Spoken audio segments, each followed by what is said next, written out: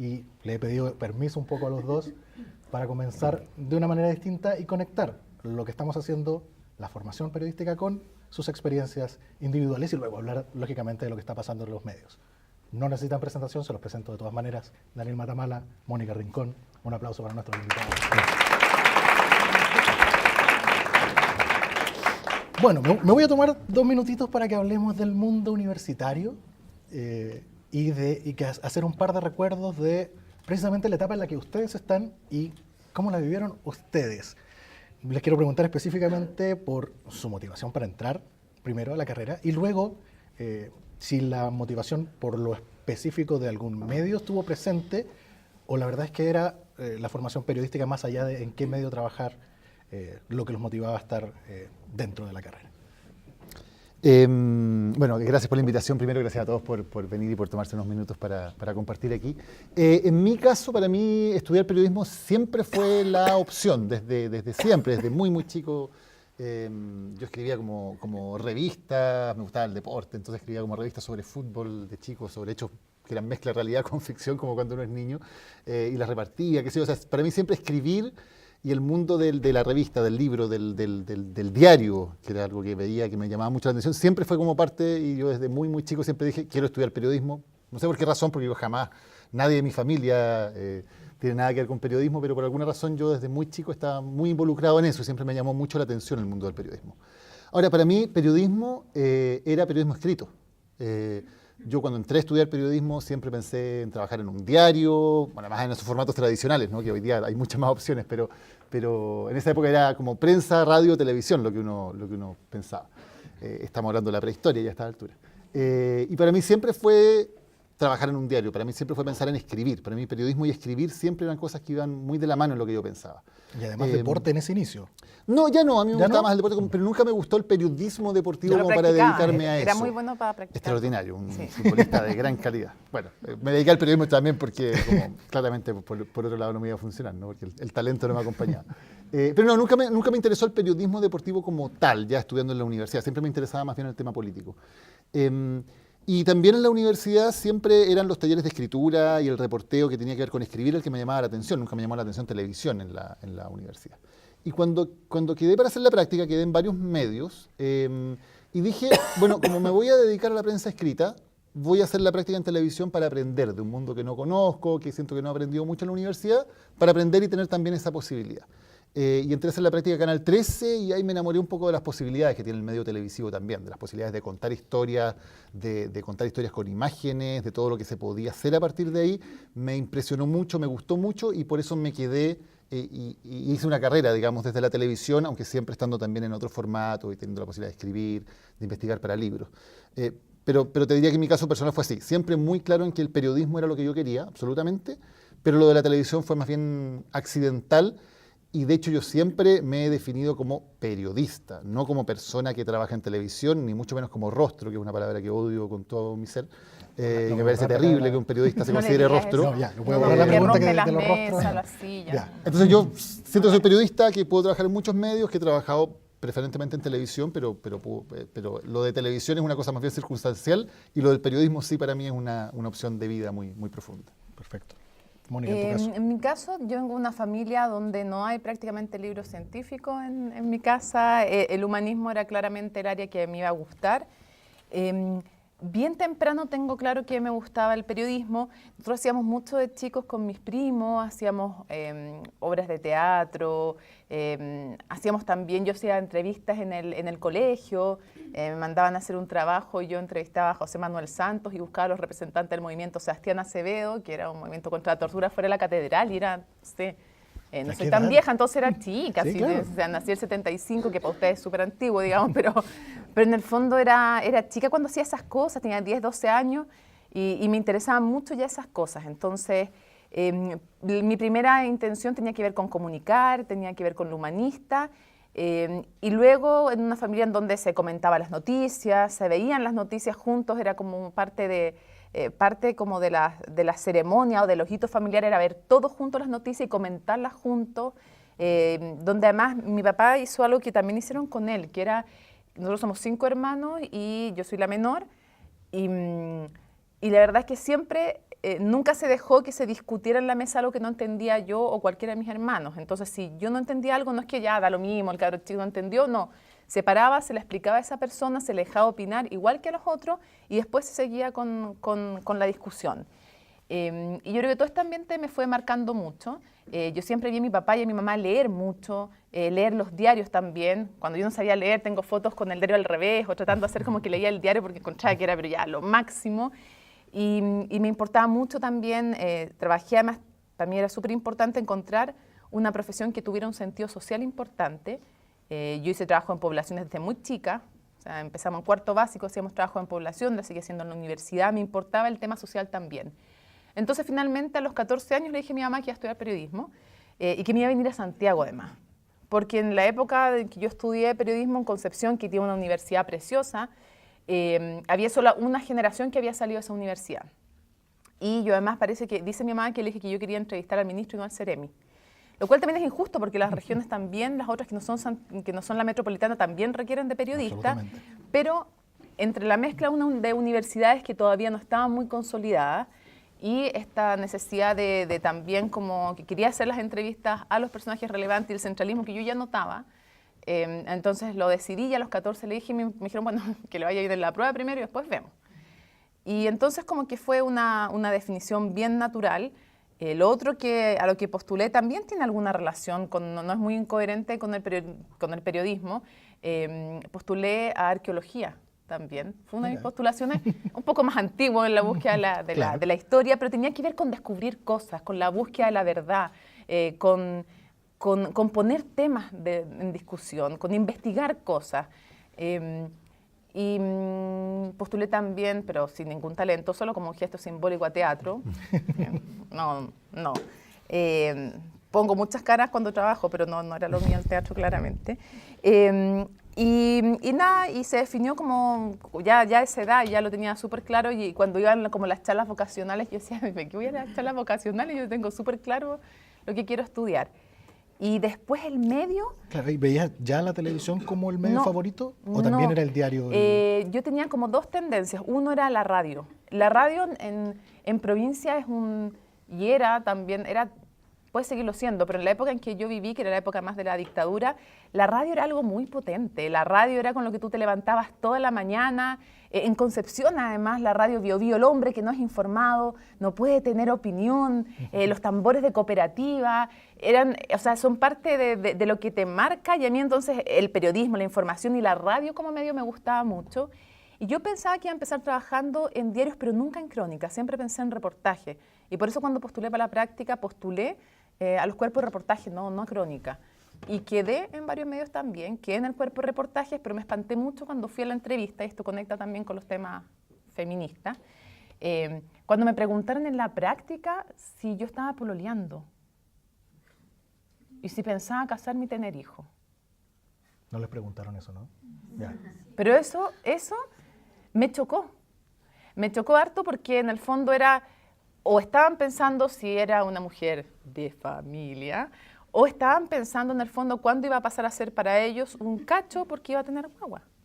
Entonces como que me espantó harto y me volvió a hacer reflexionar sobre el tema de que no sabía mucho de televisión. Encontraba que en eso estábamos bien débiles en la Universidad Católica.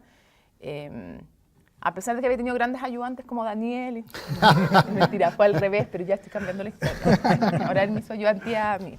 Entonces encontré que me faltaba saber de eso. Y por eso también al fondo empecé en televisión y luego me fui quedando. Y después desde la televisión he trabajado en radio y ahora estoy trabajando, como me ha costado harto como atreverme, pero me atreví a escribir en CIPER, a escribir columnas. Y nada, pues entonces creo que efectivamente yo, sí, claramente no me defino como periodista de un tipo de medio y ni siquiera es decir me defino como periodista. Yo soy persona que trabaja en periodismo, pero tengo como hartos intereses más y creo que es fundamental eso también para ser un buen periodista, ser una persona que está muy abierta a lo que está pasando afuera. Súper, les agradezco que hayamos dedicado este tiempo, espero que se hayan reconocido también ustedes en algunas de estas historias, en algunos de estos matices. Y ahora los quiero invitar a ver un poquito de lo que vamos a hablar ahora, que es precisamente el cambio que ha establecido CNN en su programación y cómo eso apunta a un nuevo proyecto que ya está en marcha. 18 en CNN Chile. Nos importan las noticias que vives. Abriendo los ojos, bien informados. Actualizados con lo que pasa en Chile y en el mundo. Como hinchas de la contingencia. Seleccionamos lo más relevante de la jornada. Y lo analizamos desde todos los ángulos. Incluyendo la última mirada.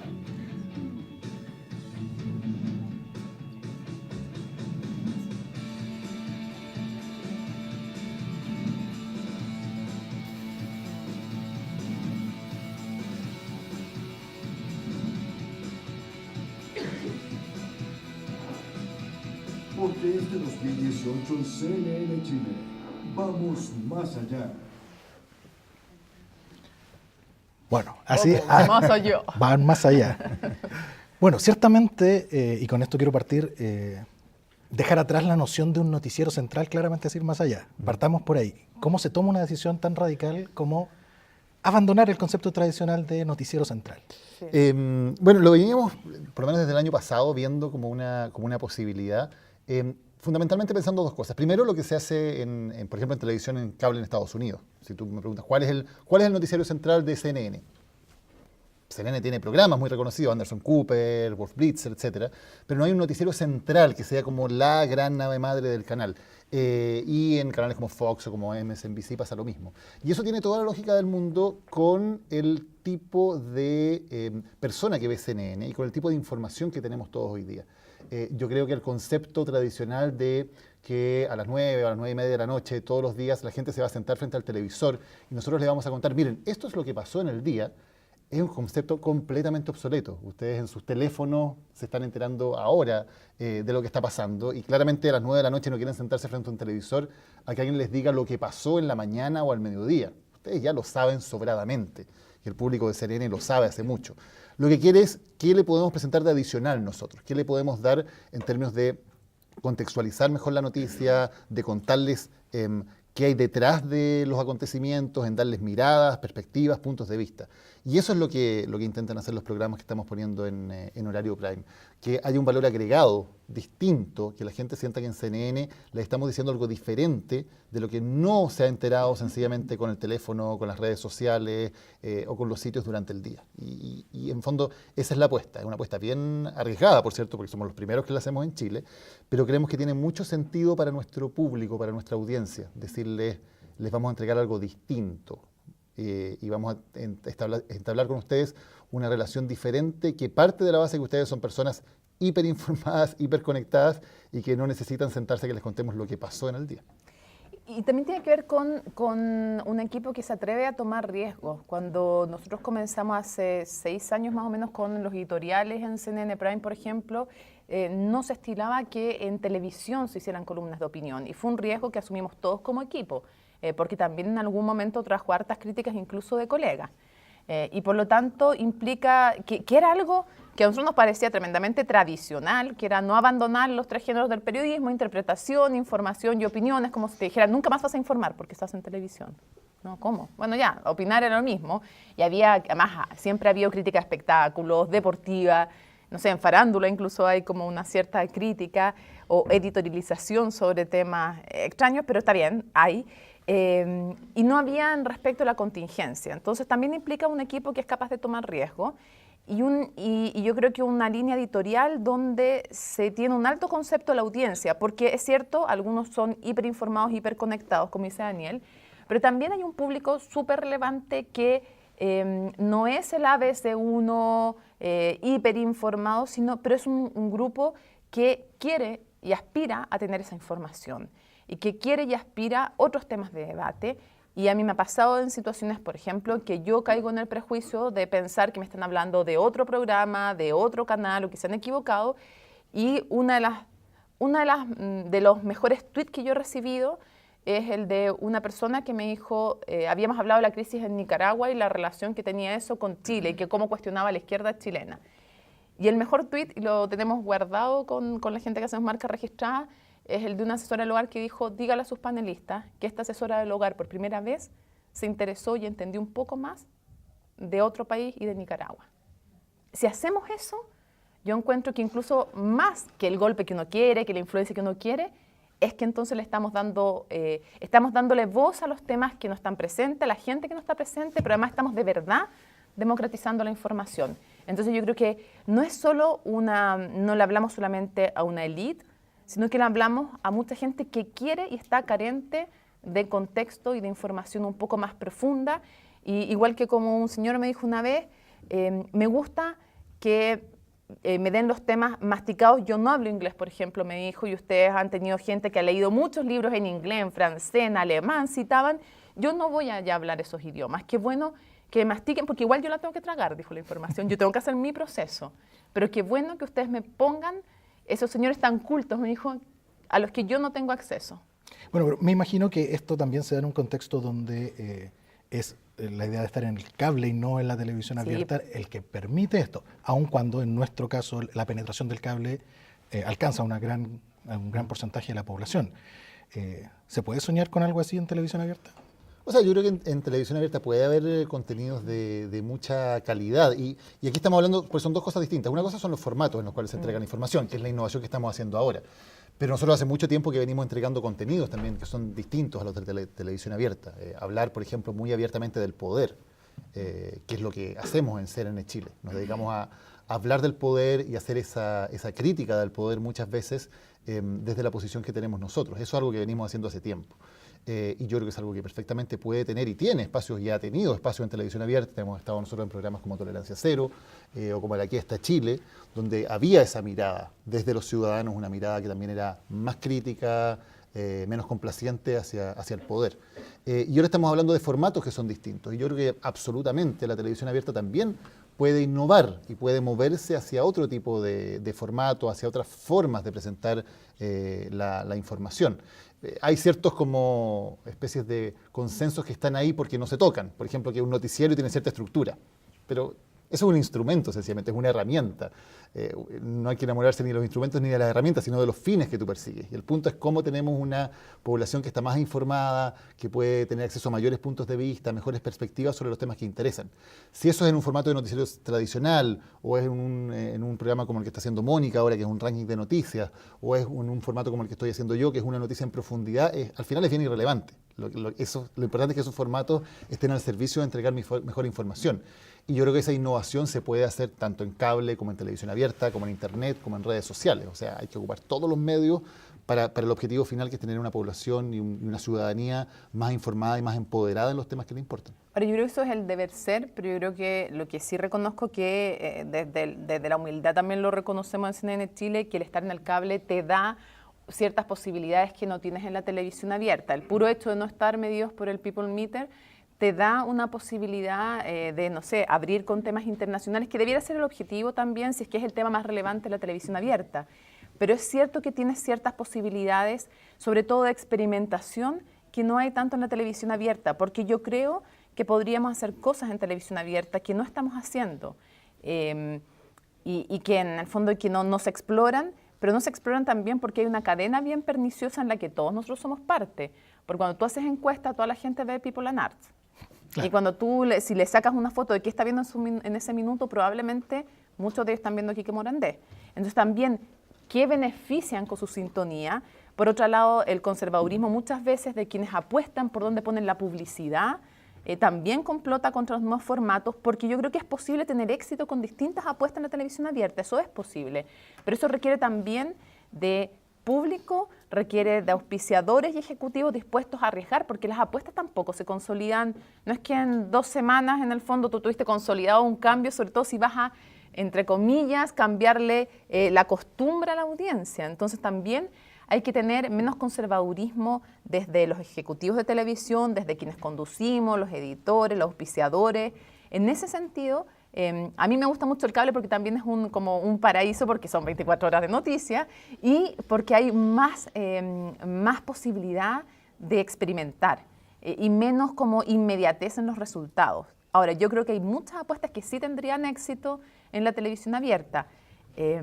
Yo creo que, por ejemplo, los programas de opinión por algo les va bien en la televisión abierta y creo que eso se puede introducir de algunas maneras en los noticieros. los reportajes, cuando son de calidad, les va muy bien. Informe Especial, por ejemplo, no sé, en Tele 13, cuando sacan investigaciones, o el equipo de reportajes que abrió el Mega, le va muy bien en sintonía cuando sacan temas buenos. Entonces, yo creo que por un lado hay mucho espacio en la televisión abierta inexplorado, y por otro lado también hay responsabilidad de los televidentes y se requiere más riesgo de auspiciadores, y no solo de ejecutivos, porque también el auspiciador muchas veces avisa sobre seguro. Ahora, también hay un problema en el tema de la investigación, sobre todo. Sí, pues. Hay un problema que no solamente tiene que ver con televisión abierta, sino en general en el panorama de medios hoy día en el mundo. Que hoy día se da la paradoja de que tenemos más fuentes de información que nunca. O sea, la cantidad de fuentes de información que hay es impresionante, y la pluralidad y diversidad de medios que hay gracias a Internet y las redes sociales es una cosa increíble. Pero al mismo tiempo hay menos periodistas que están haciendo investigación. Y ahí hay un problema gravísimo. Porque los medios tradicionales están puestos bajo mucha presión, están cerrando áreas de investigación. Muchos grandes diarios en el mundo están reduciendo, cerrando sus áreas de investigación. En la televisión chilena también, hasta cierto punto ha pasado eso. Y que es básicamente por los costos. Por los costos, exactamente, porque hacer investigación es caro, requiere equipos profesionales, bien pagados, con muchos elementos que van a estar tal vez 2, 3, 4, 6 meses persiguiendo una noticia para tener un gran reportaje. Eso comparado con el medio que sencillamente se dedica a armar una nota juntando 2 Twitter y poniéndole un titular llamativo, es muy difícil de compatibilizar con un modelo de negocio. Entonces, yo creo que si hay una amenaza, hay muchas, digamos, pero una amenaza muy, muy presente al periodismo actualmente, es que terminemos siendo sencillamente un montón de voces que repiten la información que está ahí en la superficie, que le ponen un titular atractivo o hacen un meme con ella, pero muy poca gente realmente buscando más allá de esa superficie para hacer investigación en profundidad. Y ahí hay un riesgo súper importante. Y sabes que me había acordado una cosa cuando nombraste eso, Daniel, que el tema de regiones que no sean la metropolitana. No me gusta decir regiones como si esto no fuera una región, digamos. No tiene una categoría distinta, salvo en la concentración del poder y de las lucas. Pero pasa que también se da un fenómeno que uno puede ver en la elección norteamericana, cómo afectó en la elección francesa también, en la elección colombiana en su minuto cuando postulan Tanas Mockus también, y es cómo se van cerrando los medios regionales y cómo se van eliminando además los corresponsales. Más allá de este fenómeno clásico que a nosotros nos favorece como conductores, que cuando hay un gran hito noticioso nos mandan a cubrir ese hito noticioso en regiones, pero eso es muy distinto cuando solo mandas un ancla o un conductor central de un noticiero a que cuando lo mandas a hacer un trabajo en dupla con los corresponsales. Es súper distinto. Y hemos eliminado muchos corresponsales en regiones, han eliminado medios regionales, y eso es súper grave. Y es más fácil verlo tal vez reflejado en la elección norteamericana o en lo que pasó también en el plebiscito, en el Brexit, que lo que pasó en su minuto. Hay estudios bien importantes de lo que pasó en Colombia, como también en Colombia ocurrió lo mismo que en Estados Unidos. Fueron incapaces de medir el interior del país, qué es lo que estaba pasando con zonas que estaban siendo dejadas en su minuto por la incipiente industrialización y las incipientes reformas agrarias en Colombia, pero en Estados Unidos, que tenía que ver con el tema de estas zonas deprimidas, de este Estados Unidos más, entre comillas, profundo. Y no somos capaces entonces de detectar lo que pasa fuera de los centros de poder, y eso se replica en cada región, donde la capital regional tú más o menos vislumbras lo que pasa, pero no en los otros sectores. Entonces, también eso nos está dando una falta de termómetros. Hay algunos medios que yo les saco el sombrero, como la Radio Bio Bio, que sigue, o sea, cuando ustedes quieren informarse bien de lo que está pasando en algún conflicto regional primero, en general Radio Bio Bio tiene una buena cobertura en eso. Pero que yo veo que también estamos perdiendo sensibilidad respecto de lo que está pasando en zonas alejadas de los centros de poder, y eso es preocupante porque después pasa que un medio no es capaz de prever, no el resultado de una elección, pero no es capaz de prever qué magnitud tiene un fenómeno como el Brexit, como Trump, como el plebiscito que negó finalmente el acuerdo de paz en Colombia con las FARC, que tuvo que ser aprobado por otra vía, y eso tiene que ver con no tener al periodista que vive, que está, que palpita en la zona y que realmente tiene contacto con la gente. Ahora, quiero retomar lo que conversábamos recién, hablábamos de televisión abierta, porque a nivel corporativo, a nivel de propiedad, ustedes son parte de Turner, que también es el propietario de Chilevisión. Y de hecho, tú mencionabas las apuestas conjuntas que tuvieron durante el año electoral, el año pasado. ¿Hay alguna intención más allá de esas apuestas conjuntas o de haber rescatado el formato de La Última Mirada y habérselo traído de Chilevisión a CNN? ¿Hay alguna idea de trabajos conjuntos o de que la línea editorial de CNN empiece a permear la línea clásica policial de Chilevisión? ¿Se ha conversado sobre algún cruce, alguna influencia para lado y lado? O sea, hay harto trabajo conjunto. Bueno, ya hablábamos de los programas, hay otros ejemplos como la cobertura de las elecciones, que también hicimos, por ejemplo, una transmisión conjunta en primera vuelta, y siempre hay proyectos, siempre estamos pensando un poco cómo hacer proyectos que puedan servir de alguna manera para las dos pantallas.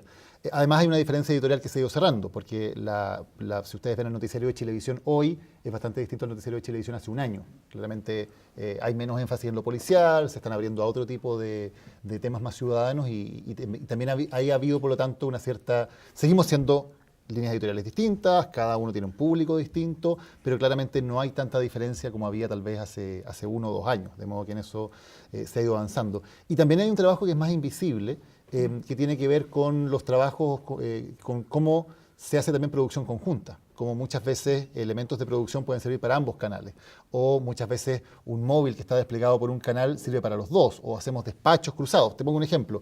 El otro día en 360 hicimos el tema del aborto, y se estaba votando en el Senado de Argentina la discusión de la ley de aborto. Y estaba Iván Núñez como enviado de Chilevisión allí. Iván hizo evidentemente despachos en directo para nosotros, porque era la persona que estaba en terreno. Y así también se puede hacer al revés. Bueno, Mónica puede contarlo mejor, pero a Mónica le ha tocado hacer también trabajo doble, digamos, para los dos canales. Entonces, ese trabajo en conjunto, tanto en pantalla como el que no se ve en pantalla, está haciéndose constantemente. Claro, y ponte tú, hay cosas concretas como si tú tienes no sé, hay un terremoto, tú mandas un móvil y puedes incluso transmitir, depende de la cantidad de vías, con 2 cámaras distintas y 2 periodistas distintos, pero mandas un móvil, ¿para qué mandar 2? En La Haya fue bien interesante porque fue la primera experiencia en que ya estaba el programa de unión de Turner Chile, porque Turner en el fondo es el dueño de muchas cosas en el mundo, pero entre otras en Chile de CNN y de Chilevisión. Y en La Haya fue ya la primera vez que tocó una transmisión como una cobertura internacional cuando ya estaba andando el One Chile, que era este programa en que se hacían sinergia los dos canales. Y claro, fue bien interesante la experiencia porque teníamos que transmitir para los noticieros de Chilevisión, para CNN, que tiene todo el día noticias, y además para el matinal, que fue como una apuesta, como que dijeron, ya, bueno, igual 5 minutos para cachar cómo nos va, y cuando le empezó a ir bien, Claro. no, estábamos 1 hora y media al aire de repente. Entonces, al final teníamos que inventar estrategias porque de repente me decían, ya, vas con... Porque el tono para el matinal es distinto del tono para las noticias de Chilevisión y es distinto al de CNN, entonces de repente estamos en uno y de repente me decían, estás en noticias CNN, noticias Chilevisión, ya buscaba otro tono. No, ahora estás en los 3, y además tratando de pensar cuáles eran los conductores en esa hora, quiénes saludaba, de quiénes me despedía, cómo se hacía, si lo hacías neutro, si lo hacías... Es interesante porque también es un desafío para uno, que es algo súper común en las grandes cadenas también. O sea, a mí me tocó cuando asumió Trump el mandato, y Trump estaba donde donde están grabando allá, y yo estaba acá. Así de cerca estábamos y sin vidrio de por medio. Y teníamos un puesto de transmisión donde había, no sé, 300 puntos de tiros de cámara y donde un mismo periodista a veces despachaba para 5 canales. Entonces, a lo que yo voy es que no es tan raro hacerlo, lo que pasa es que no estamos tan acostumbrados a estas grandes cadenas en que tiene esta sinergia. Pero fue interesante y para mí me implicó también hacer una especie de desdoblamiento en los tonos en que hablas y qué les has dicho a cada uno, qué notas, qué cuñas ya diste, cuáles no, cuáles son los énfasis en que les interesa a uno y a otro. Y se producen las posibilidades también de cruzar contenidos, porque ya los días en que no había alegato, y sí hay que hacer igual tema, y cuando hicimos temas con la única chilena y una chilena, que es la única chilena que ha estado en la Corte Penal Internacional, que no es la Corte de La Haya, sino que es la Corte que juzga a los criminales de guerra. A Charles Taylor, de los Diamantes de Sangre, a todos los de la ex Yugoslavia, al que ustedes se recuerdan que se tomó el veneno en medio del proceso y se murió ahí mismo. Bueno, ese es un tribunal especial que está en La Haya, que se crean tribunales especiales para circunstancias especiales, y contarle todo eso a la gente es algo que les puede interesar. ¿Por qué no? Porque solo a la gente de CNN, a la gente que ve televisión también le interesa, y el matinal también terminó dándolo. Entonces es interesante porque también te da la posibilidad de entregarle distintos contenidos a distintos públicos y solo adaptar la forma o la estructura en la que lo cuenta. Bueno, ahí ustedes están precisamente en un proceso de adaptación de formas, ¿cierto? Están con una apuesta que ya la comentábamos, pero con la que, lógicamente, la que queremos profundizar. Hablaban recién del tema de la opinión, ¿cierto? Como género periodístico que ustedes los desarrollaron en conjunto. Ya me contarán si se echan de menos o no. Ya me imagino que No, Daniel no me echa de menos. No de sentimiento. Se ven menos ya, pero sí hay un componente fuerte de opinión. Y aquí quiero hacer para que ustedes me marquen cuál es la distinción, porque yo les puedo decir Es que no vamos a opinar sobre opinión, eso. claro, No podemos opinar sobre eso. opinión personal, pero cuánto de personal es esa opinión, cuán conversado está, cuánta libertad sienten en la entrega de su opinión. Y finalmente, un poco adelantabas tú la respuesta, pero si les parece correcto, adecuado que el periodista, el conductor, tenga una opinión sobre los hechos. Porque estamos como acostumbrados a esta doctrina de la persecución de la objetividad, donde parece que no se puede opinar. Y uno cruza la cordillera, ve la televisión argentina y es el extremo opuesto. Los programas de prensa son militantes de ciertas causas, para un bando o para el otro. Entonces, ¿cómo lo manejamos eso en el contexto chileno? A ver, poco espacio tenemos para echarnos de menos porque tenemos la misma oficina todavía. Así, Ah, que, claro. así que seguimos sabiendo todas las intimidades, así que no hay... Les puedo contar todo, chiquillos. No hemos Me separado regalan en un ese aspecto. cafecito y yo cuento todo. Así que ese trabajo sigue haciéndose en conjunto. En cuanto a en cuanto a la libertad para hacer nuestro trabajo, la respuesta es que es total, es absoluta. O sea, nosotros no pasamos por ninguna censura en la forma en que hacemos nuestro trabajo, más que evidentemente la responsabilidad de cualquier persona que en un medio de comunicación emite opiniones o emite información o lo que sea. O sea, evidentemente, si mañana yo hago una columna editorial y presento un dato que está equivocado, bueno, lo hice muy mal y me voy a tener que disculpar, digamos, y voy a tener que decir, miren, ayer me equivoqué en este dato y lo tengo que corregir. Pero eso es... Lleva acento y todas esas cosas. Todas esas cosas. Pero esa es la responsabilidad Eso. del trabajo periodístico. Eso. Nosotros estamos en Serena, entre otras razones, porque tenemos una libertad editorial absoluta para hablar de todos los temas, para hablar del poder en todas sus instancias, del poder económico, del poder político, y hacerlo con total libertad, sencillamente sin otra limitación que decir la verdad, que ser riguroso en la información, que entregar las posibilidades de tener puntos de vista, que si vamos a hablar de un tema, invitar a las personas que están en ese tema y darles la posibilidad de hablar, etc. Sobre la opinión como género periodístico, yo creo que es súper interesante porque, como decía Mónica antes, la opinión es, no sé, por lo menos yo lo aprendí el primer día de clase en la escuela de periodismo. Lo primero que me dijeron en la primera clase con Eliana Rosas, que era mi profesora de Fundamentos del Periodismo, es que hay 3 géneros que se llaman el informativo, el interpretativo y el de opinión. Y los 3 son propiamente periodísicos. También me enseñó que se dice el editorial y no la editorial, que es algo en que yo jamás se me ha olvidado y por lo que siempre también... Atroz, no la dejaba pasar. que es algo que también siempre repito. Porque la editorial es la que produce cosas impresas, digamos. El editorial es la posición editorial de un medio, de una persona. Entonces, la opinión existe, creo que siempre ha existido, siempre hemos tenido opinión en los medios. El periodismo, de hecho, nació eminentemente con la opinión. Si tú ves los primeros medios periodísticos que existieron, eran medios de opinión. Si uno lee hoy día, no sé, en las primeras ediciones de La Aurora de Chile o del Monitor Araucano, es opinión. Y después la información fue tomando un rol cada vez más preponderante, y tal vez hoy estamos volviendo a un mundo en que la opinión es más importante. ¿Por qué es tan relevante también hoy y por qué creo que se ha ganado un espacio fundamental? Porque la información, salvo los temas que tienen más que ver con investigaciones, como hablábamos antes con reportajes, la información es cada vez más un commodity. O sea, la información sobre el presidente Piñera dijo esto o le contestaron tal cosa, esa información que todos tenemos en nuestro teléfono al minuto que ocurre, y donde los periodistas, de hecho, somos cada vez menos necesarios para eso, porque probablemente el presidente va a hacer una cadena o va a hablar directamente por Facebook o va a hacer un Twitter, y los periodistas ahí ni siquiera cumplimos ya un rol de intermediarios. Entonces, cuando esa información básica es un commodity, bueno, lo interesante empieza a ser cómo el periodismo hace una interpretación sobre eso, cómo conecta puntos de vista, cómo dice, mira, el presidente dijo esto, recordemos que hace 2 años había dicho sobre el mismo tema tal otra cosa. Entonces, ese tipo de elementos que entregan un valor agregado, como la interpretación y la opinión, son cada vez más importantes. Y más todavía en un mundo donde el problema ya no es la falta de información, sino que es el exceso de ella, donde es que, en el fondo, lo que la gente nos dice es, tengo tanta información que me llega por tantos lados distintos que ya no sé realmente, no tengo una validación de qué es verdad, qué no es verdad, qué está hecho con una intención propagandística, qué no, me llegó esto por una cadena de WhatsApp, me llegó esto, lo leí en Twitter, lo leí en una red social, me llegó por Facebook. Bueno, ahí el periodismo tiene un rol súper importante que cumplir. Y ese rol, en mi opinión, no es objetivo. Yo no creo en la objetividad porque somos sujetos y por lo tanto siempre lo que digamos nosotros va a estar teñido por esa subjetividad. En lo que sí creo es en la imparcialidad, que es algo distinto. Cuando tú eres imparcial, lo que haces es tratar de hacer que los mismos elementos de la noticia sean los únicos relevantes en cómo vas a interpretar tú esa noticia.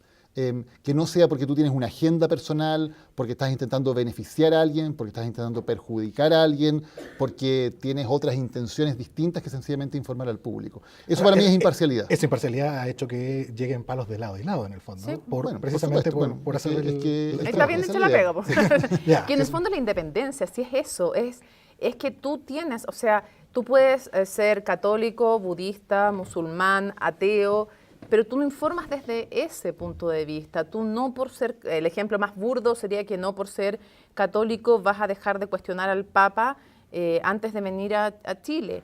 Y yo creo que la gente lo que valora, valora también que le den contexto, que le pongan en perspectiva, que lo ayuden a mirar lo que los otros no están mirando. Porque una cosa es que yo te diga que el General Blue mantiene su prisión preventiva, que eso te lo van a decir todos, y otra cosa es que te digamos que mantiene la prisión preventiva en un caso en que se le está acusando de asociación ilícita. ¿Y qué es ser parte de una asociación ilícita eventualmente? Hay una frase que es clásica que dice que el periodismo es mostrar lo que los otros no quieren que tú veas. Y es cierto, y es eso, y también es bien distinto de las relaciones públicas que son tremendamente necesarias. Pero yo creo que un periodismo que no cuestiona el poder, que nunca incomoda, o sea, creo que no hay que buscar incomodar, pero nunca hay que inhibirse si vas a incomodar, no hay que inhibirse de hacer algo, opinar algo, hacer una pregunta. Y en ese sentido creo que el que nunca incomoda, el que nunca molesta, el que nunca mueve ningún piso, está haciendo relaciones públicas y no periodismo. Y creo que es verdad, en general en la consecución de información, es cada vez más un commodity, salvo un género que todavía es netamente informativo y donde yo creo que sí los periodistas marcamos la diferencia, que es la entrevista. La entrevista, el cara a cara con una persona sigue siendo una instancia donde toda la información que tú hayas recopilado, cómo lo escuches, cómo te plantees, puede hacer una tremenda diferencia y ser fuente de nuevas informaciones, aparte del tema de la investigación. Bueno, de hecho, ha vuelto a circular con mucha fuerza la entrevista que le hicieron ustedes al presidente Piñera en Tolerancia Cero. Rayos, sí, no sé por qué vuelve cada cierto tiempo, Sí, como la del Mamo está- Contreras, como que vuelve. De nuevo está resurge, ahí sí. ese momento que... Pero pasa eso, y pasa con que te encuentras con sorpresa. El otro día en Marca Registrada tuvimos a Daniel Platowski, y que habló del Museo de la Memoria, que ese era como el tema, pero en un minuto también, también por la sensibilidad que yo sentí ahí, cuando él empezó a hablar se empezó a pasar algo raro. Cuando uno está en un estudio, muchas veces los camarógrafos, el coordinador de piso o el tramoy está conversando, echando la talla, mirando el celular. Nosotros tenemos una que era famosa porque hablaba por celular mientras estábamos al aire. Al final ya lo queríamos, pero era como, no, si mañana mi amor voy, no sé qué más, y nosotros leyendo al aire, no sé qué cosa. Pero en ese minuto, fíjate que él empieza a hablar, empieza a contar cómo él era nieto de personas perseguidas y asesinadas por nazis y por comunistas, y empieza a contar cómo su proceso y se empieza a producir un silencio en el estudio. Entonces, tienes que estar atento a esos momentos. Y finalmente empezamos a hablar y él termina defendiendo con mucha pasión el Museo de la Memoria, pero después termina diciendo que él había sido un cómplice silencioso de la dictadura. Y a raíz de las preguntas también que le voy haciendo, termina contando eso y haciendo un mea culpa y llamando a la derecha entera a hacer un mea culpa. Entonces ahí yo creo que, aparte de la investigación, la pieza periodística en la crónica diaria en la que sigues todavía siendo más que un commodity, marcan la diferencia los equipos, las pautas, la información, es la entrevista dentro de lo que no está en estos otros géneros. Yo creo que lo único relevante es no renunciar a los géneros y separarlos claramente. O sea, yo creo que a nadie le cabe duda que cuando nosotros opinamos, estamos opinando, y cuando informamos, estamos informando, y siempre hemos tenido el resguardo de cuando en medio del noticiero damos una opinión, siempre recalcamos que estamos dando una opinión. O sea, no vender una cosa por otra, creo que sí eso es súper relevante. ¿Y se siente o se han visto interpelados por ejemplo, transparentar su opción política a partir de que están opinando sobre temas políticos? O sea, sí lo piden, pero yo encuentro que es un juego súper tramposo. Encuentro que es un juego que no le creo porque en general lo piden los políticos. Claro. O lo piden en general los poderosos, porque también lo piden respecto a creencias religiosas. Y lo que a mí me molesta de eso es que yo siento que hay una agenda detrás en esa petición que es intentar invalidar al que está opinando. Entonces, a mí no me parece relevante ni manifiesto públicamente, no creo en lo absoluto que tú puedas militar en un partido político si es que vas a hacer periodismo informativo, como tampoco creo, pero es mi opinión personal, no se la pretendo imponer a nadie, es mi visión, no estoy pontificando, esto no es un púlpito, que tampoco creo en hacer publicidad, por ejemplo, si es que estás trabajando en periodismo informativo, ni relaciones públicas o, no sé, pues, hacer coach para ejecutivos de empresas, enseñándoles cómo te tienen que aprender a no contestar. No creo en esas dobles militancias. O en esas puertas giratorias que también existen Claro. en el periodismo, de que alguien un día está, por ejemplo, haciendo periodismo supuestamente al servicio de los ciudadanos y al día siguiente Imaginación. es candidato presidencial. Ah, bueno, también. O trabaja para Imaginación. Yo creo que hay también, yo soy súper crítico de las puertas giratorias en el mundo del poder, ¿no? Cuando el fiscalizador de la superintendencia después pasa a trabajar a la empresa que fiscalizaba. Pero creo que en el periodismo también tenemos que ser autocríticos de que esas puertas giratorias existen y que no deberían existir, porque yo no me puedo cambiar el sombrero de un día a otro y un día ser sencillamente la persona que está haciendo un rol de servicio público como ciudadano y al otro día estar haciendo desde la vereda de la política. No es que la política tenga nada malo, pero son objetivos opuestos. El objeto del periodismo es la verdad. El objeto de la política es el poder. Son dos cosas diferentes. Ambas son súper necesarias. No digo que una sea más importante, ni más necesaria, ni mejor que la otra. Pero son objetos distintos en su práctica. Y por lo tanto, un periodista nunca puede renunciar a buscar la verdad por consideraciones que tengan que ver con el poder. Si está haciendo eso, está haciendo mal periodismo. Y al revés, probablemente un político tiene que verlo también de una manera distinta. Pero yo creo que ahí tiene que haber siempre un autoexamen y una mirada de cómo lo estamos haciendo. Y yo creo que cuando uno es periodista, uno es periodista. No está buscando beneficiar o perjudicar a un sector político o decir voy a aquí hacer esto porque le va a beneficiar a tal candidato o va a beneficiar a la izquierda o a la derecha. Si tú estás haciendo eso en el ejercicio del periodismo, no estás haciendo periodismo, estás haciendo política y deberías cambiarte de vereda y transparentar que lo que estás haciendo es política. Por eso coincido con Mónica en que ese tipo de miradas son primero engañosas y segundo son no comprender cuál es el rol del periodismo en una sociedad. El rol del periodismo no es beneficiar a la izquierda o a la derecha, no es beneficiar al gobierno o a la oposición, es estar al servicio de los ciudadanos. Y ahí eso es completamente contradictorio con estar al servicio de agendas que buscan beneficiar a tal o cual grupo de poder. Y que no tiene que ver además con no tener postura. Por supuesto que votamos, por supuesto que tenemos postura. El punto es que no somos activistas de esas posturas. O sea, yo como persona me declaro feminista, pero yo no soy, cuando estoy trabajando como periodista, activista del feminismo. Y si tengo que criticar algo que no me parezca del feminismo, lo voy a hacer también. Si eres activista, no. Claro, yo creo que ese es el punto fundamental, cuando las cosas entran en colisión. Yo alguna vez ponía un ejemplo también en una conversación con estudiantes, que les decía, por ejemplo, a ver, imagínense que ustedes están ejerciendo el periodismo, como ciudadanos también tienen una opción política y hay una elección muy cerrada entre dos candidatos. Y ustedes creen que el candidato A es el mejor para el país, que va a hacer mejor las cosas, van a votar por él. Y les llega una información muy relevante que podría perjudicar al candidato A, que es de interés público, y tienen que tomar la decisión de si la publican y la informan de inmediato o si esperan una semana que pasen las elecciones para publicarla. Sabiendo que publicarla puede significar que el candidato A, que ustedes consideran que es mejor para el país, pierda. ¿Qué hacen ustedes? O sea, yo creo que está claro. Si estamos pensando desde el periodismo, la consideración es, ¿esta información es verdad? Sí. ¿Es de interés público? Sí.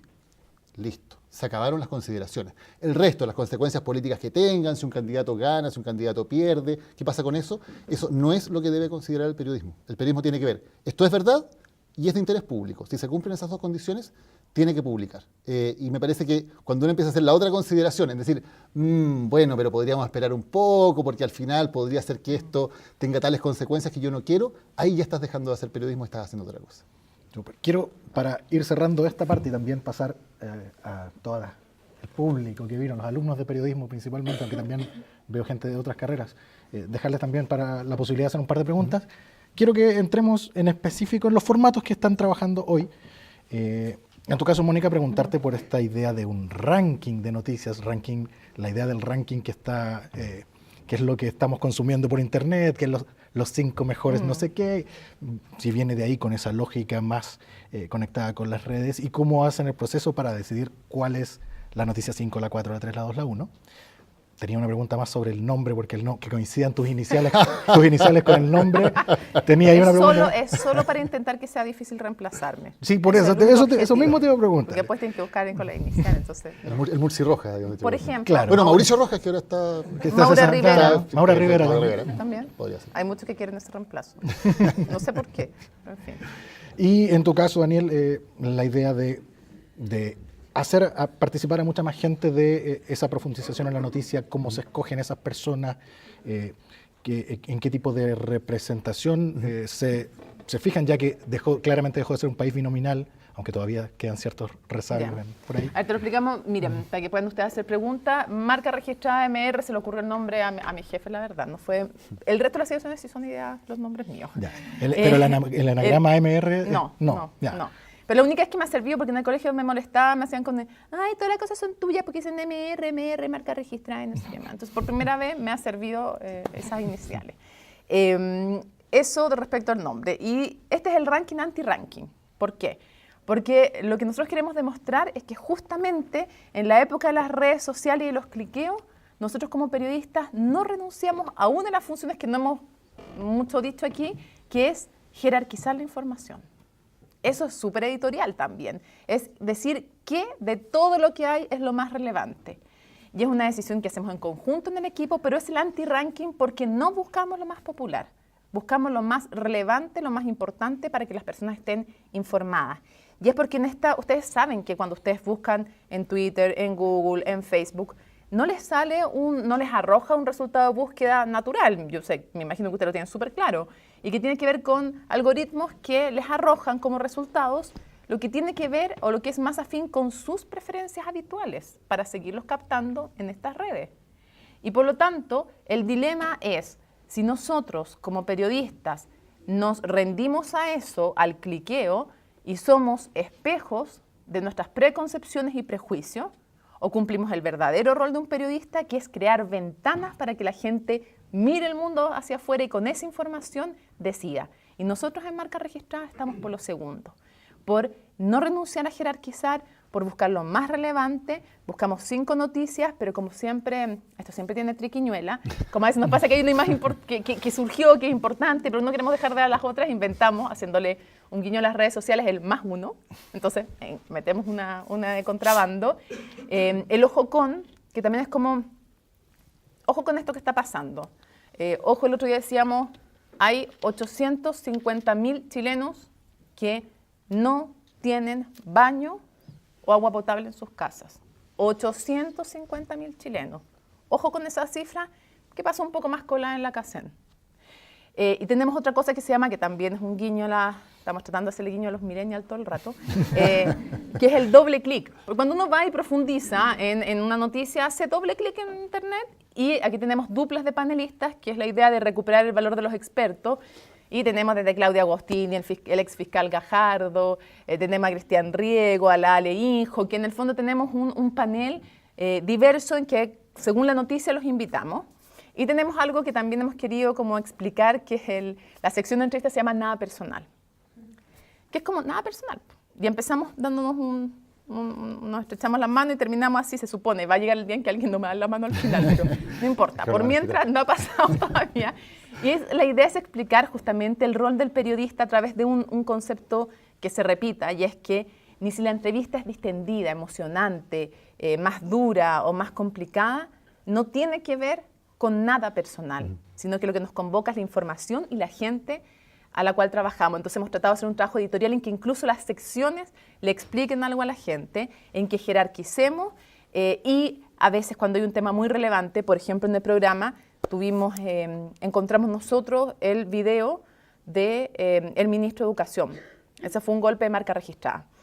Y obviamente ese día le dedicamos, no es como que demos un quinto a cada noticia, sino que jerarquizamos también en el espacio que le damos y en la forma en que presentamos la información. A veces un móvil, a veces una nota, a veces una gráfica, a veces una entrevista, a veces el doble clic.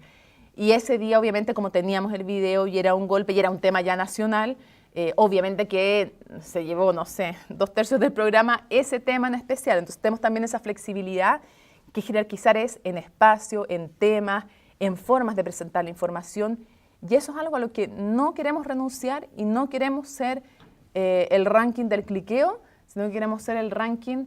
bueno, y tenemos la columna, que es el ¿y tú qué opinas? Porque siempre terminamos diciendo, eso opino yo, ¿y tú qué opinas? Para que la gente también se forme, también se interpele y piense qué opina frente a eso que estamos dando como opinión. Entonces queremos ser el anti-ranking en ese sentido, que la marca registrada del programa, cuando conduce Mónica Rincón, o ya le inventó un lado aquí el socio. ¿Lo inventaste tú? Sí. ¿Lo inventaste No, tú? si yo te lo copié de que tú lo habías dicho una vez en No, Twitter. no, tú lo inventaste. ¿Matamala reportero? Te lo copié a ti, tú no sabes, pero tú lo pusiste una vez, te lo juro, que lo pusiste una vez en Twitter, que te lo copié. Estoy Estamos haciendo... tanto rato juntos que Ya no sabemos de qué es la idea. idea. Hubiera sabido que no sabía que se lo había copiado paso piola como que era idea mía. Pero Matamala reportero, entonces ya tiene un Hay un lado. reemplazo ahí. No, estoy de reemplazante. Sí. Entonces, nada, es esa. La idea es que la marca registrada sea, no renunciamos a ningún género, ni tampoco renunciamos a jerarquizar. Claro. Y tiene un sentido, pero nosotros le llamamos el tren programático, ¿no? Que en el fondo va la Matilde primero con un programa que tiene más que ver con presentar más noticias, después ya la Mónica va cerrando un poquito el tema diciendo, ya, esto es lo más importante que hay que ver. Ahí entre medio está el bloque deportivo que también le dieron un vuelco. Hay un bloque, ahí está el tema. completamente, porque en la barra en la no barra, es propiamente un programa claro, deportivo, pero es la sí, mezcla de no, deporte, política, claro. conversación con Fernando Paulsen, que es un programa súper entretenido. Y tenemos un programa económico también entre medio, y después está la lógica de ya, ahora vamos a ver cuál es la noticia más relevante y tratarla en profundidad. ¿Siempre coincide con la número 1 en marca registrada o no? No Perfecto. tiene por qué coincidir. Ya. No, absolutamente no. Y la idea de 360 es, bueno, una mirada en 360 grados en el fondo, que vamos a presentar una noticia, pero la vamos a presentar contando distintos ángulos, haciendo gráficas explicativas para poder entender mejor. Cuando nos ha tocado temas que realmente son más complejos, como el cierre de Llanza, por ejemplo, que era un tema económico con hartas aristas, o la misma reforma tributaria. Bueno, son temas que también hay que explicar un poco, ¿no? Porque hay mucha jerga aquí metida, y una de las cosas que a mí me interesa hacer es, por ejemplo, los temas económicos, que siento que son súper importantes para entender el poder en Chile, sacarlos de la discusión técnica, etérea, del 14 TER y de la integración o la desintegración, que nadie la entiende, y poder presentarla en términos más simples para que todos los ciudadanos puedan ser parte de esas discusiones. En 360 entonces explicamos mucho, damos la información en vivo de lo que está ocurriendo, presentamos muchos puntos de vista, nos interesa tener debates, que la gente pueda entender que hay puntos de vista diferentes. Tenemos el minuto de confianza, en que hacemos que en el fondo distintas personas nos puedan enviar su opinión sobre el tema, en no más de un minuto decir, mira, yo opino esto, y así poder tener una diversidad de fuentes entregando distintas opiniones sobre el tema. Y también tenemos cierta flexibilidad, podemos hacer algunas trampitas, como decía Mónica, por ejemplo, en poder entregar otros elementos. Nos pasó el día, por ejemplo, que surgió esta controversia con Alejandro Goich, cuando se retira del matinal en Mega, para no estar con Patricia Maldonado, que para muchos podrían haber dicho, bueno, un tema que salió de un matinal o un tema de farándula. Y nosotros creemos que no, que los temas como súper relevantes en la discusión del país pueden pasar en La Moneda, pueden pasar en el Congreso, pero pueden pasar en la calle, pueden pasar en una universidad o pueden pasar incluso en el set de televisión de un matinal. Creemos que ahí había un tema muy importante en términos de los límites de la libertad de expresión, cómo nos entendemos nosotros con la memoria, qué pasa con los derechos humanos. Y ese día tuvimos en exclusiva a Alejandro Goich, por ejemplo, hablando de lo que había ocurrido y teniendo una conversación como más allá de ese elemento puntual acerca de cómo él, como víctima de lo que había ocurrido en la dictadura, tenía una mirada también acerca de estos temas. Y ahí nos ampliamos un poquito a lo que había sido ese día del 360. Entonces, queremos tener esa mirada, y una mirada, insisto, que pueda ir más allá de solamente la discusión como política, entendido lo que pasa en el Congreso o en La Moneda. Un día ha sido, por ejemplo, la ciberseguridad, el tema de discusión. Y bueno, y ahí está abierta la conversación al respecto. Podemos discutir de temas como el aborto, podemos discutir de temas como el matrimonio igualitario, podemos discutir de temas como el sueldo mínimo, como lo que está pasando con el narcotráfico en las poblaciones en Chile. Todos esos pueden ser temas del 360, pero la idea es que después de verlo, ojalá la gente que nos ve pueda quedar con la impresión de que maneja más el tema, de que lo domina más, de que entiende cuáles son los puntos de vista, que no necesariamente uno tiene la razón y el otro no. Ojalá después de ver el programa uno pudiera decir, mira, pienso esto, pero fíjate qué interesante esto que dijo este que tenía la otra posición. No estoy de acuerdo con él, pero mira, tiene un punto. Ojalá pudiéramos también tener esa discusión que creo que nos hace muy bien como país. Perfecto. Creo que tenemos muy poquito tiempo, así que anda un micrófono circulando. Una pregunta, por favor. Vamos a ver si alcanzamos a hacer. No, si alcanzamos. Sí, ustedes dicen. Sí. Los vamos a tener fuera de clase un rato, pero importa. valdrá la pena. ¿A alguien ¿no? le importa perder clase? Ah, eso. ¿Se escucha? ¿Se No, mi escucha? curso tiene Está permiso, no sé los justificado. otros, pero mi curso tiene permiso. ¿Está funcionando? Tiene permiso. Justificativo para todo. Bueno, Me encantan los dos. Y les quería hacer ¿Y 3 yo? preguntas. Ah, pero profe, lo he invitado ¿Es primero. alumna? Dije tú, yo también. ¿Qué tanto de descargo personal tienen las columnas de opinión y cuánta satisfacción les han entregado las columnas que han golpeado más a las personas que van dirigidas? Y la última pregunta es para Mónica. ¿Qué opinas como de que te traten de queen por abrazar la causa feminista? A ver, las columnas,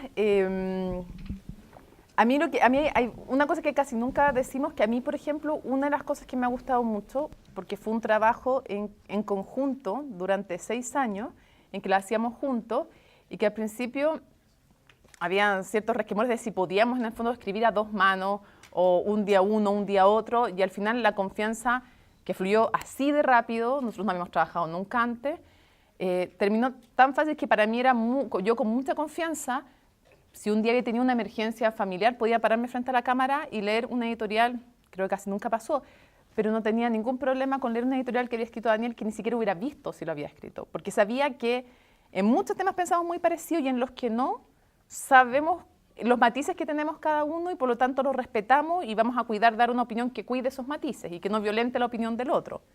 Aparte que hay una discusión democrática para elegir el tema. Entonces, y eso fue muy bonito para mí también, del trabajo de opinar de a 2, de construir una opinión en conjunto, de enriquecerse con la opinión del otro, con los datos del otro y de editarse mutuamente, porque un día lo escribía Daniel, otro día lo escribía yo y nos editamos mutuamente. Y eso también es súper bueno. O sea, yo admiro mucho humanamente y profesionalmente a Daniel, entonces que me corrija él, bacán, o sea, que me edite él, bacán. Eso, y por otro lado, hay una satisfacción, para mí la principal satisfacción cuando los temas resuenan, y claro, el caso de La Manada fue súper excepcional, porque ya cuando una editorial pasa a ser viral y trasciende frontera, o te llaman de Argentina por una entrevista por editorial, o de España, tú decís como, ya. Esa es como la reacción de Guata. Pero para mí, ¿por qué es relevante? Todos tenemos ego. Entonces, claro que hay un cariñito luego que es relevante. Pero más que relevante por eso, es por un par de cosas más. Primero, porque yo siento que el periodismo tiene un rol social tremendamente relevante. Y si mi voz puede hacer que tengan voz otros que no la tienen, y en este caso otras que no la tenemos normalmente, para mí eso es una tremenda alegría. Cuando yo hablo de discapacidad, por ejemplo, que es un tema de los que más me mueven a mí, y le doy voz a gente que es invisible en este país, porque yo no sé si ustedes están conscientes, por ejemplo, que en la ley de aborto 3 causales, una chiquilla de 14 años puede decidir hacerse un aborto en las 3 causales, pero una mujer autista tiene que pedir permiso. Esos son temas invisibles. Si no lo saben es porque son invisibles. Entonces, cuando tengo la posibilidad de poner mi voz al servicio de otros y que tenga repercusión, eso me da una tremenda alegría. Y me da una tremenda alegría porque también lo entiendo como un reconocimiento al equipo. O sea, que el que cree que se construye solo, no es verdad. No solo que aprendí de Daniel, que me corrigió él, que el otro me dio una idea, sino que también nuestras editoriales tenemos que tener claro eso, que tienen repercusión porque tienen coherencia con la plataforma, con el medio en donde las damos. Entonces, como eso me da mucha alegría, poder darle voz a otras personas, poder poner temas y poder tener la libertad de espíritu de mi equipo y propia de no necesitar que haya un consenso social cuando ya no sea incómodo opinar para hacerlo. A mí no me importa si cae mal algo que digo. Igual, mala onda cuando me llegan cosas de vuelta, pero no me importa. Y esa libertad que te la da, tú misma te la das, pero te la dan tus compañeros y el medio donde trabajas, también es muy agradable porque finalmente la gente termina valorando, creo yo, que no opines sobre seguro. Y lo de Queen Mónica me da un poquito de pudor. Lo siento como un... Además me siento súper vieja porque encuentro que es súper millennial. Además, es como casi tía Mónica, pero dicho en más bonito. Es como dicho con un poco más de glamour. ¿Ah? Eso me gusta mucho. Eso lo voy a agregar a mi repertorio. No lo tenía claro. Eso es muy bueno, ya. Sí. Ahí estamos. Eso me subió un poco la autoestima. Pero lo siento como un gesto de cariño de nuevo y lo siento también como una cierta validación en el sentido de que, chiquillas, si es difícil opinar para los hombres, sigue siendo mucho más difícil para las mujeres. Son pocas las mujeres que están dispuestas a opinar. Se nos cuestiona más cuando opinamos.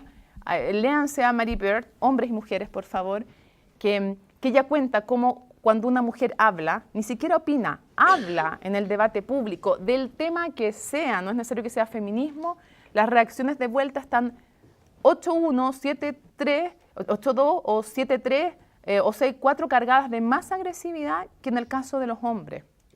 Entonces, siento que también de alguna manera el feminismo es una construcción que viene desde cuando en la Revolución Francesa a los tipos se les ocurrió hacer la Declaración de Principios de los Ciudadanos, no porque incluyera a las ciudadanas, sino porque no las incluía y estaban marcando que no las incluía. Y Olimpia tuvo que hacer una Declaración de Principios de las Ciudadanas, léanselas porque es preciosa. ¿Y dónde terminó? ¿En la Revolución Francesa? En la horca. O guillotinada, una de dos. ¿Al caso? Entonces, a lo que yo voy es que hay muchas mujeres que nos han abierto camino. Y si yo puedo abrir un poquito de camino o de tema para las mujeres, bien, porque hoy día es bien recibido. El año pasado, cuando en Aquí está Chile le preguntaba a un candidato presidencial cómo se le ocurría proponer un postnatal, uno progresista, que se decía progresista, un postnatal de 8 meses a las mujeres, ya no de 6, 8 meses irrenunciable para las mujeres y 2 semanas para los hombres, entonces ahí fue visto como, ¡ay, qué extrema! ¡Ay, feminazi! ¿Cómo dice eso? Hoy día nadie propondría algo así, porque sería motivo de escándalo. Contribuyeron que sea un poquitito esos cambios, porque las que hicieron la pega fueron las mujeres y las jóvenes de antes y las que salieron a la calle a protestar en esta nueva ola feminista, las que se tomaron universidades, las que protestaron en las calles, las que hicieron claustros. Entonces ahí yo, por eso, en ese sentido lo siento como una alegría, porque en el fondo es ser parte de algo. O sea, no es que seas realmente queen, sino que en el fondo lo que están diciendo cuando me están diciendo eso es reconozco tu equipo, reconozco que no apareciste ahora hablando de estos temas y reconozco que somos queen, que tenemos voz ahora. Es eso en el fondo, es como reconocernos a las mujeres. Además de suscribir todo lo que dice Mónica, ¿cuál es tu nombre? Francisca. Y quería, sobre una palabra que usaste, Francisca, quería hacer una observación. Pero tú dices, si sentimos como un descargo hacer las columnas editoriales. Te quiero decir que rotundamente no. No es un descargo ni es un asunto personal. Yo creo que es súper importante marcar esa diferencia, porque hoy día lo que tú más ves en redes sociales cuando hay debates es inmediatamente el ataque a la persona. Inmediatamente. Es muy difícil hacer una discusión sobre temas porque inmediatamente todo está cargado de ataques personales. Y lo que nosotros con Mónica siempre hemos hecho en nuestras columnas es diferenciar claramente que nosotros hablamos de temas. Nosotros criticamos acciones de las personas, no a las personas. Nosotros decimos, esta persona cometió un delito, no decimos, este es un delincuente. Y creemos que hay una tremenda diferencia en cómo marcar eso, que finalmente no es que una persona nos caiga bien o nos caiga mal, y que por eso vamos a hacer una editorial que sería lo más antiperiodístico que hay. Lo que estamos diciendo nosotros es, ¿cuáles son las acciones que toman esas personas? Personas que tienen cargos o responsabilidades públicas, cómo responden a esa confianza que les ha dado la ciudadanía y cómo ocupan sus cargos. Entonces, creo que es súper importante marcar esa diferenciación y creo que un aporte fundamental que tenemos que hacer desde el periodismo es ese. Nosotros tenemos que criticar o tenemos que hablar sobre las acciones y sobre lo que ocurre con esas acciones, no atacar o defender a personas, porque eso no tiene nada que ver con periodismo, me parece. Ya, la última pregunta, por favor. La última pregunta. Hola, me llamo No sé cómo Andrés. que hasta las 12. Entre gracias. los selfies y lo que va a venir después. Pero media hora. Más entretenido Muchas como gracias antes por este espacio, en verdad súper como entretenido escucharlas. Me quedo dando vuelta un poco en lo que planteaba Mónica en torno a la entrevista y la información. Y ustedes que trabajan ya en este mundo más político, el periodismo como periodismo político, digamos, ¿cómo ustedes cuidan la información y la blindan, por ejemplo, de políticos o políticas que buscan imponer relatos a través de ustedes? Por ejemplo, en Planeta Cero, el caso de Piñera, llegando hasta la última con papel en mano, el video que salió ahora. Sí, yo creo que la única clave ahí para ahí es hacer un muy buen reporteo y estar muy seguro de los datos que tiene. Y eso es muchísimo trabajo. O sea, esa entrevista como la entrevista a Piñera o cualquiera de las entrevistas que hicimos en ese programa es muchísimo trabajo. No es sentarse frente a alguien y escuchar lo que te dice, sino es tener una información tan acabada que cuando alguien que maneja perfectamente lo que está diciendo, en ese caso estamos hablando de alguien que él era el dueño de las empresas, él maneja el tema tributario como muy pocas personas en Chile y tenía toda la información, poder tener la certeza de que aunque él te diga A, tú sabes que es B, porque lo has reporteado hasta la saciedad, porque has hablado con mucha gente, porque has entendido cómo son esos procesos. Y eso es nada, aquí no hay ningún talento especial, es sencillamente muchísimo trabajo y muchísimo esfuerzo en poder tener claros los antecedentes de esa entrevista. Y también en entender cómo desde el poder intentan plantearse ciertos discursos. O sea, tú siempre tienes que entender, a ver, acá hay una persona que viene con un discurso y que va a plantear el tema desde cierto punto de vista que le conviene. Por ejemplo, si me toca entrevistar al ministro de Hacienda, como la semana pasada, yo sé que el ministro de Hacienda va a venir a plantear pymes y clase media. Y ese va a ser su discurso todo el rato. Y yo tengo que tener los datos, los antecedentes y el conocimiento para decirle, muy bien, pymes, pero ¿qué porcentaje del recorte tributario va a dueños de grandes empresas? Y poder decirle, según tal y tal estudio, es un 75 o un 80%. Entonces, las pymes son una minoría en la cantidad de plata.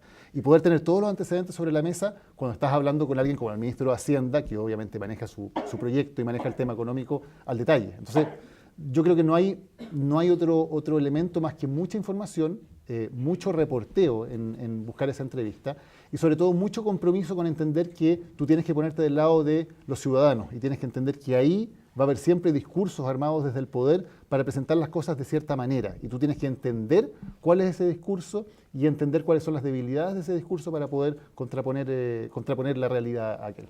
Y fíjate que como hay un ejercicio que yo internamente lo bautizo como poner la mente en blanco. Porque una vez que tienes mucha información, viene un tema de la estrategia, de pensar la estrategia. O sea, hubo una época cuando empezamos con el tema de las platas, ¿te acuerdas? Política, que teníamos como una entrevista tipo que habíamos inventado, que era, ¿usted pidió plata? No, ya se dice no. Un diagrama de flujo. Claro, no, usted usted, entonces, ¿alguien cercano a usted pidió plata? No, ya, se dice sí.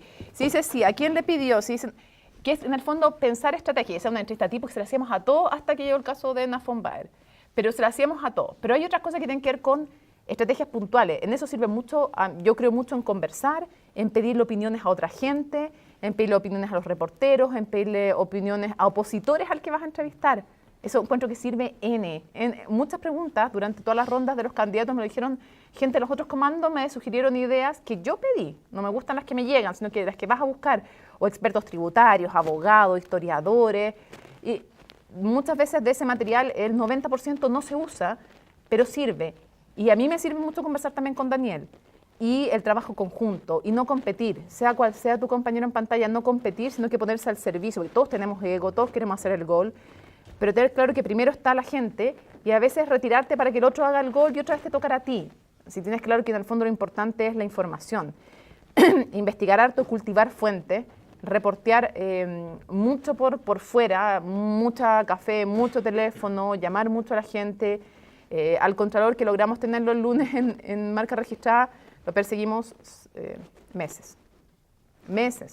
O sea, y a lo que yo veo es que son trabajos como, es entender que esto no es una profesión, yo creo que es más bien un oficio y eso es más artesanal.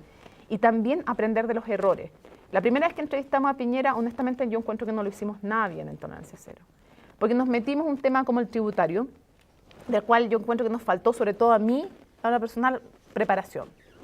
Y cuando esa vez, porque te acuerdas, cuando hicimos la entrevista 2, él dijo que la primera vez habíamos estado hablando de la empresa zombie como 2 horas. Y después yo estaba obsesionada, y sabía que no era así, no se lo quise decir en el minuto, pero después fui y lo cronometré. Eran 2 minutos 13 segundos. La primera vez.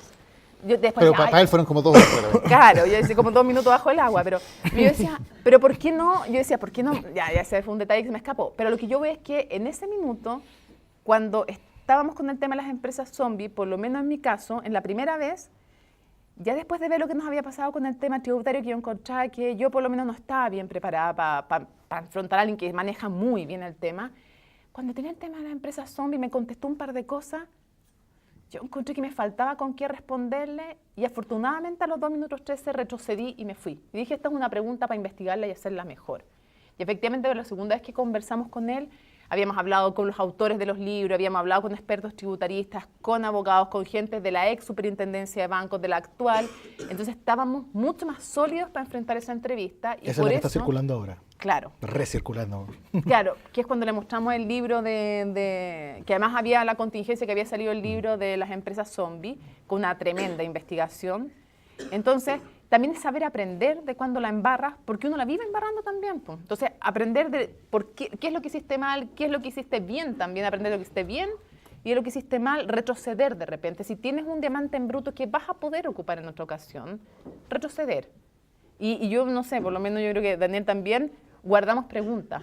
Hay veces en que pasa una contingencia y el entrevistado no nos da entrevistas, pero se guarda la pregunta para algún futuro. ¿Sí? Queda guardada. saber retroceder, saber aprender de cuando uno se equivoca, que es bastante frecuente. Sí, y sobre todo eso de las estrategias que decía Mónica, que además en televisión tienen que ver con tantos imponderables, con cómo haces una pregunta, con que si te ves más o menos agresivo al hacer la pregunta, con en qué momento y de qué forma vas planteando esa información. Por ejemplo, en ese flujo que teníamos para entrevistas sobre platas políticas, ¿por qué preguntábamos así? ¿Y por qué, por ejemplo, conseguimos lo de Elena von Baer, que dio muchas entrevistas, pero en ninguna otra apareció un tema?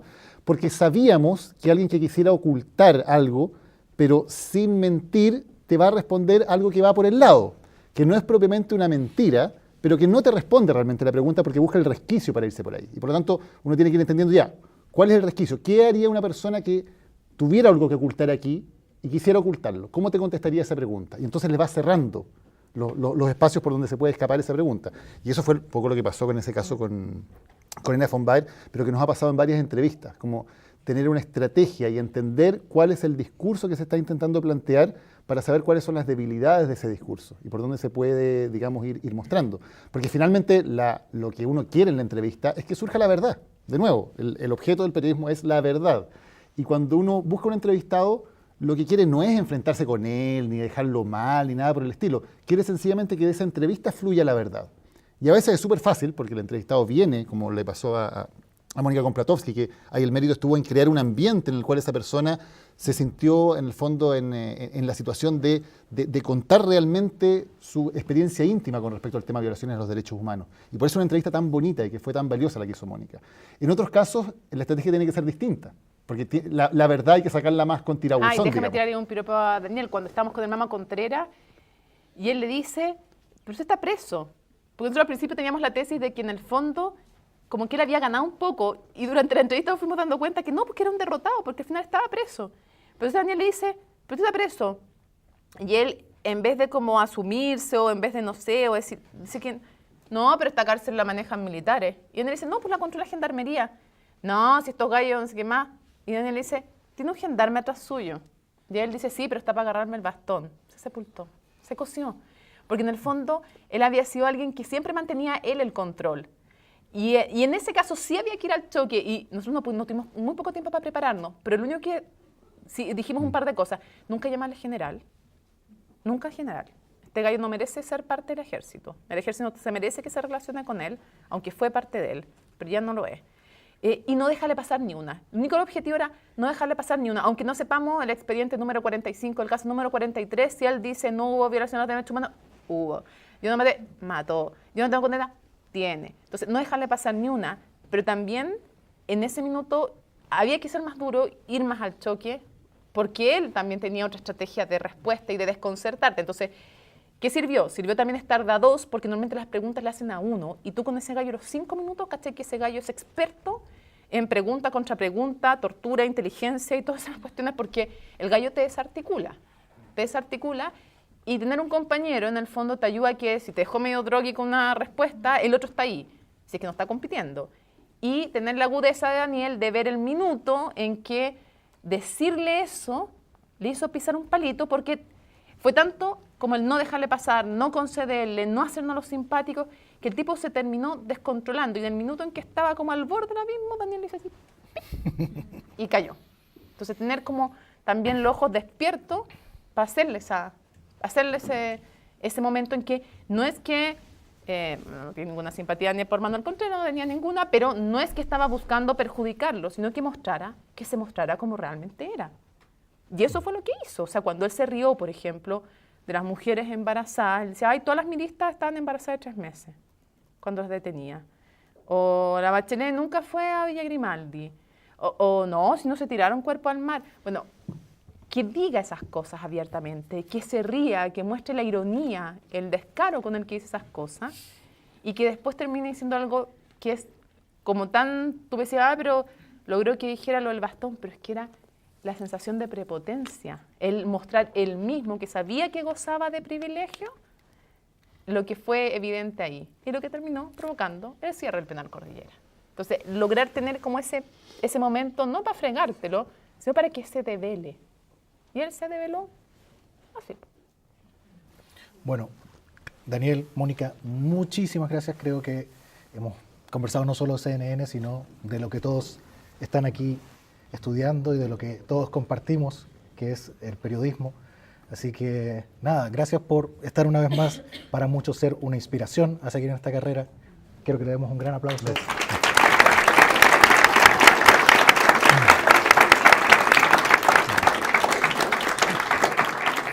Muchas gracias por la invitación y por haber venido. Muchas gracias. Vamos. Ay, chuta, a ver, es que tenemos el micro. Sí, estamos cableados. Estamos cableados.